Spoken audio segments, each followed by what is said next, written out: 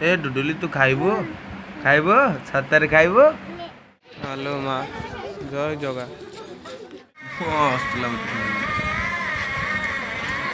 ତାପରେ ଜାଣିବ କେନ୍ତା ଲାଗୁଛି ମଡ଼େଇ ଦେବି ନହେଲେ ସେଠି ଯା।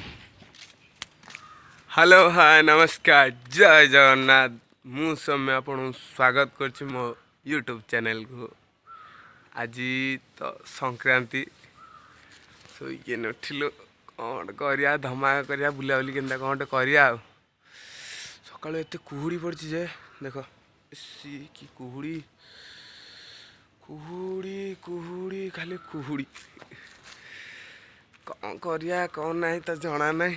ଦେଖିବା କ'ଣ କରୁଛି ଦେଖିବା ଯିବା ଏନେ ଦାନ୍ତ ଦାନ୍ତ ଆସି ଫ୍ରେଶ୍ ହେଇକି କାମ ଛିଣ୍ଡେଇଦେବା ତାପରେ ଦେଖିବା କୁଆଡ଼େ ଯିବା ମନ୍ଦିର ଯିବା କି କୁଆଡ଼େ ଯିବା କ'ଣ କରିବା ଦେଖିବା।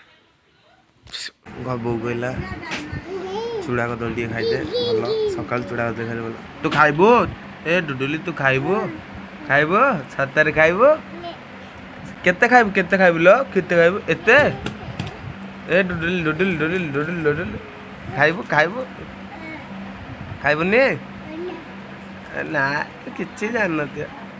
ଟେଷ୍ଟ ଆସିବା ପାଇଁ ମାଛ ପକାଇ ଦେଇଛି ଏଥିରେ ନଡ଼ିଆ ବଢ଼ିଆ ଲାଗୁଛି ତା ସାଙ୍ଗେ ଏଇଟା ଚାକେଣା ଟମାଟୋ ଖଟା ଖାଉ ଖାଉ ଫିଲ୍ମ ଦେଖିବାର ଯେଉଁ ମଜା ଭଲ ଲାଗୁଛି ଏ ଫିଲ୍ମଟା ଇଏ ଚାଲିଥିବ ଫିଲ୍ମ ଦେଖା ଚାଲିଥିବ ଓ କି ମଜା। रिपोर्टर को टीआरपी की फिक्र है और पब्लिक में जो लौंडे लौंडियां हैं उनको मेरे चमगादड़ जैसे उल्टे लटके हुए शरीर के साथ सेल्फी लेने की फिक्र है। आप उनका नाम है चौकीदार पांडुरंग बोले तो मस्त लाଗୁଛି ଦେଖ ତାପରେ ଜାଣିବ କେନ୍ତା ଲାଗୁଛି।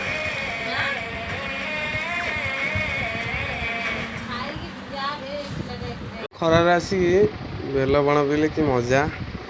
ଆସିକି 3:30 ହେଲାଣି ଆଉ ସକାଳୁ ତ ଭାବୁଥିଲି କୁଆଡ଼େ ଯିବା କ'ଣ କରିବା କ'ଣ ନା କ'ଣ ଗୋଟେ କରିବା। ଦୋକାନ କାମ ସାରିକି ଆସିକି ରେଷ୍ଟ ନେଇକି ଦୀପ ହେଇଥିଲା ଅରୁଆ ଭାତ ଡାଲମା ଖଟା ହେଇଥିଲା ଖାଇକି ପୁରା ଚମ୍ପା ନିଦଟା ହେଲା ଶୋଇ ପଡ଼ିଥିଲି ଆଉ। ଶୋଇକି ଉଠିଲା ପରେ ବୋଉ ଏ ମାଉସୀ କହିଲା ଆଜି ଯିବା ଲୋକନାଥ ମନ୍ଦିର ଟିକେ ଯିବା ବଡ଼ ମନ୍ଦିର ପାଖାପାଖି ଯିବା ବୁଲାବୁଲି ଟିକେ କରିବା ଏନ୍ତା କରିବା ଆଉ। ବୋଉ ବି ସେଇଆ କହିଲା ମୁଁ କହିଲି ହଉ ଆଜି ସାଙ୍ଗମାନେ ତ ନୁହଁ ବୋଉକୁ ଆଉ ମାଉସୀକି ନେଇକି ଯିବାରି ବୁଲି ଆସିବାରି ଦେଖିବା କ'ଣ ହେଉଛି। ଏମିତି ତ ବର୍ତ୍ତମାନ ସେମାନେ ବାହାରିଲାଣି ମୁଁ ବି ବାହାରିକି ଓକେ ପୁରା ରେଡ଼ି ସେମାନେ ଆସୁଛନ୍ତି ଯିବା ଆଉ ଦେଖିବା କ'ଣ କ'ଣ ବୁଲାବୁଲି ହେଉଛି।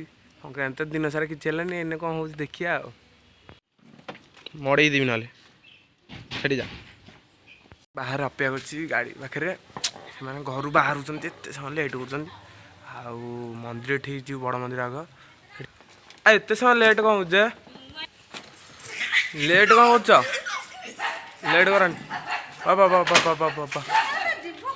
ମାନେ ଆସି ମେଡ଼ିକାଲ ଛକରେ ପହଞ୍ଚିଗଲୁ। ମେଡ଼ିକାଲ ଛକରେ ଏମାନଙ୍କ ତ ଶଳା ମୁଁ ଚଲେଇ ହତାଶ ମୁଁ ଚଲାଉଛି ତମେ କିଛି ଭିଡ଼ିଓ ବି କରିପାରିବିନି କିଛି ବି କରିପାରିବିନି କ'ଣ କରିବା। ଡ୍ରାଇଭର ମୁଁ ହେଲ୍ପର ମୁଁ କଣ୍ଡକ୍ଟର ମୁଁ ସବୁ ମୁଁ ଏ ଗାଡ଼ିରେ ଆଉ ଏମାନେ ବସିକି ଯିଏ ମୁଁ ଚଲେଇବି କ୍ୟାମେରା ଟିକେ ଧରିବାକୁ ଗଲେ ବି ଧରୁନାହାନ୍ତି। ମେଡ଼ିକାଲ ଛକରେ ଠିଆ ହେଇଯିବି ଟ୍ରାଫିକ୍ ପଡ଼ିଛି ଟ୍ରାଫିକ୍ ଛାଡ଼ିଲେ ଯିବୁ ଆଉ ଟ୍ରାଫିକ୍ ଛାଡ଼ିଦେଲା ତେଲ ପକେଇଦେଲି ଗୋଟେ 100 ଟଙ୍କା ମାରିଦେଲି ଏମାନଙ୍କୁ ଟିକେ କହିଲି କ୍ୟାମେରା ଧରିବା କ୍ୟାମେରା ଧରିପାରିଲେନି। ଆସ ବସ ବୋଉ ଆସେ ବସ ସିଏ ମନ୍ଦିର ପାଖରେ ପହଞ୍ଚିଗଲୁ। ଆଜି ସଂକ୍ରାନ୍ତି ସକାଶେ ମନ୍ଦିର କି ଗହଳି ଅଛି ପ୍ରବଳ ଭିଡ଼ ପ୍ରବଳ ଦେଖେଇ ପାରିନି କିଛି କ'ଣ କରିବା। ମାଉସୀ ପାଖକୁ ଗଲେଣି ସେମାନେ ଛାଡ଼ି ଦେଇକି ପଳେଇଲେ ମୁଁ ପାଖକୁ ଯାଇକି ଗଲେଣି ମୁଁ ଯାଉଛି ବୋଲି ଆଜି ଭାବିନଥିଲି ବୋଉ କହୁଛି ମାଉସୀ କହୁଛି ସେଥିପାଇଁ ପଳେଇବା ଆଉ କ'ଣ କରିବା। ମାଉସୀ ଆସିଛନ୍ତି ଏଠିକି ଯିବା ହେରି ଜଗା ଦର୍ଶନ ଟିକେ କେତେ ଦିନ ହେଲା ବି ହେଇନି କରିଦେବା ତାପରେ ଯିବା ଲୋକନାଥ ମନ୍ଦିର। ମୁଁ ଭାବିଥିଲି ଲୋକନାଥ ମନ୍ଦିର ଯିବା ଦେଖିଲା ବେଳକୁ ଜଗନ୍ନାଥ ମନ୍ଦିର ଯିବାକୁ ଡାକୁଛନ୍ତି। ଗାଡ଼ିଟା ଡିକିରେ ମୁଁ ଫୋନ୍ଟା ରଖିଦେଇ ତାପରେ ଯିବା।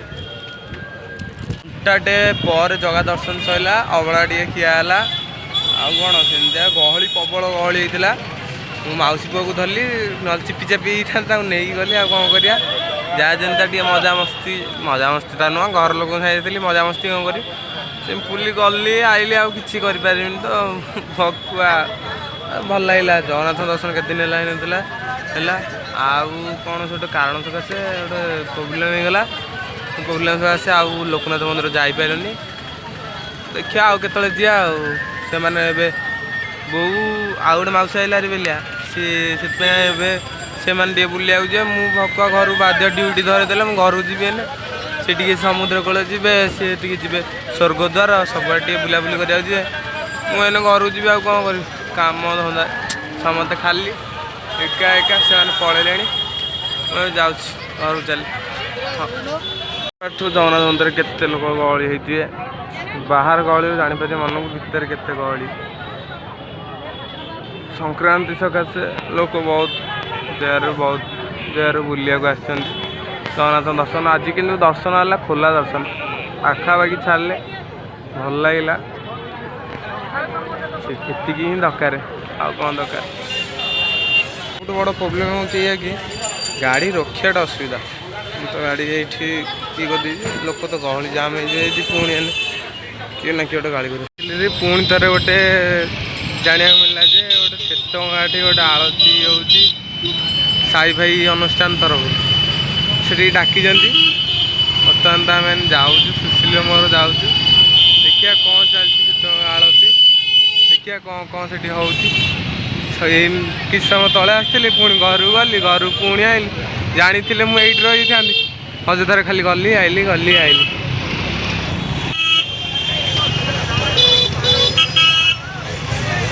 ପୁରା ଜାମ୍ ଏଇଠି ଗଲା। ସେଥିପାଇଁ ଆସି ତ ପହଞ୍ଚିଲାଣି। ଶ୍ଵେତଗଙ୍ଗା ଆଳତୀ ହେଉଛି, କେତେ ଲୋକ ଗହଳି ଏଠି, ପୁରା ପୋଲିସ ଫୋର୍ସ ଆସିଛନ୍ତି, ସମସ୍ତେ ଆସିଛନ୍ତି। ଲୋକ ପ୍ରବଳ ଗହଳି ଅଛନ୍ତି ଏଠି। ସେ କି ଗହଳି, ଚପଲଟା ଏଠି ଦେଇକି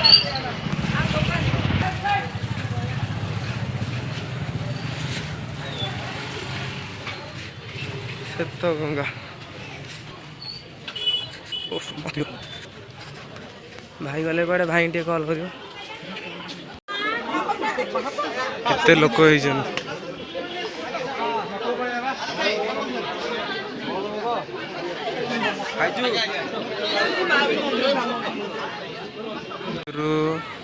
ପାଣି ବାହାରୁଛି, କ୍ୟାମେରା ଖରାପ ସେ ଦେଖି ହେଉନି, କିନ୍ତୁ ବଢ଼ିଆ ଲାଗୁଛି। ଶ୍ଵେତଗଙ୍ଗା ଆଳତୀ ମସ୍ତ ଲାଗୁଛି। ଆଳତୀ ହେଉଥିଲା। ଆଲୋ ମା, ଜୟ ଜଗା ଜଗନ୍ନାଥ। ମସ୍ତ ଲାଗୁଛି, ଦୀପଟା ରଙ୍ଗୋଲି ହେଇଛି।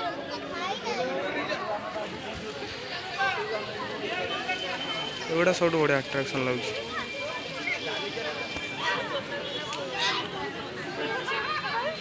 ହଂସହରା, ବତହରା,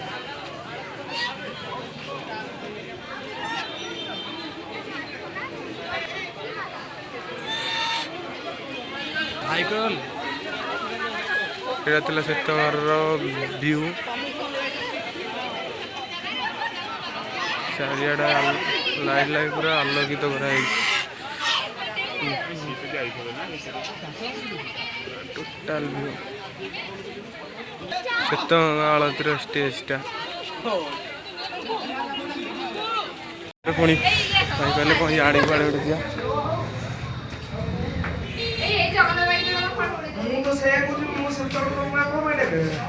ମନ୍ଦିର ଏଇଟା ବୋଧେ, ଗୋଟେ ମଠ ଶ୍ଵେତଗଙ୍ଗା ପାଖରେ ଅଛି, ଭଲ ଲାଗୁଛି। ମନ୍ଦିର ଦକ୍ଷିଣକାଳୀଙ୍କୁ ଦର୍ଶନ କରିବା ପାଇଁ ଆଇଲେ। ଦକ୍ଷିଣକାଳୀଙ୍କ ଦର୍ଶନ ଟିକେ କରିଦେବା, ତାପରେ ଯିବା। ମାଲୋ